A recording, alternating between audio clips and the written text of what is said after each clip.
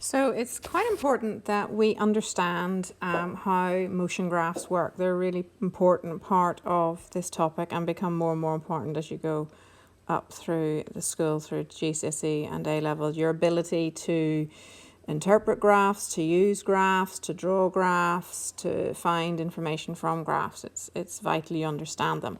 The most important initial thing is that you read the y-axis variable. Okay, so this column here is a distance time graph. So it's distance on the y-axis, time on the x-axis. Distance on the y-axis, time on the x-axis.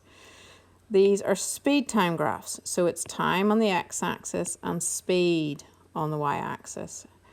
More often than not, time is on the x-axis. It is rare to have time anywhere else apart from the x-axis variable. It is usually here, okay? And then in this case, we have speed, speed, speed, and distance, distance, distance, okay? Right, so when you have no movement on a distance time graph, this distance variable isn't changing. Okay, so what we draw is a line like that, or you would see a line like that, a horizontal line. The distance is not changing, therefore the thing is not moving. However, if it is a speed time graph and you have no movement, you should realize that if you have no movement, then it can't be up here because that would say there's some speed. So the line has to be on the very bottom. So it's at 0. So in other words, there is no speed. 0 speed. Okay? Next one. If you have constant movement on a distance time graph, constant movement means that you are steadily going forward. So you are steadily increasing the distance. If you are doing anything steadily, it will be a straight line of some sort. Okay, in this case, a diagonal line, if I can get this to work, from 0.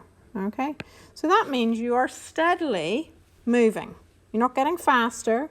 You're just steadily covering the same number of meters every second.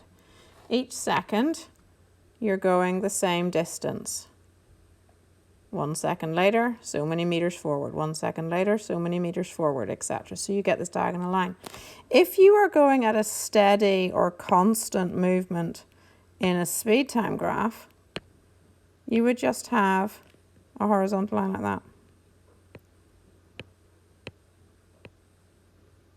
There we go. Okay, so you are just steadily moving at a constant speed.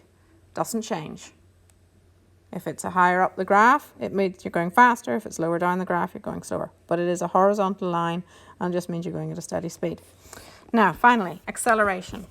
If you are accelerating and you are using a distance time graph, then it means you are getting faster.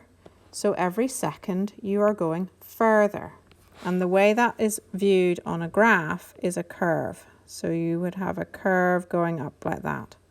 You are covering more ground, or you're covering more meters every second, and therefore your graph curves up. If it is a speed time graph, your speed is probably, in most cases, steadily increasing.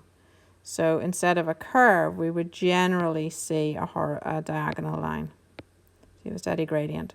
So this means that every second, your speed is going up by a certain amount, and an even amount. So your acceleration here is steady. You've got a steady acceleration, and therefore your speed is steadily increasing. Okay?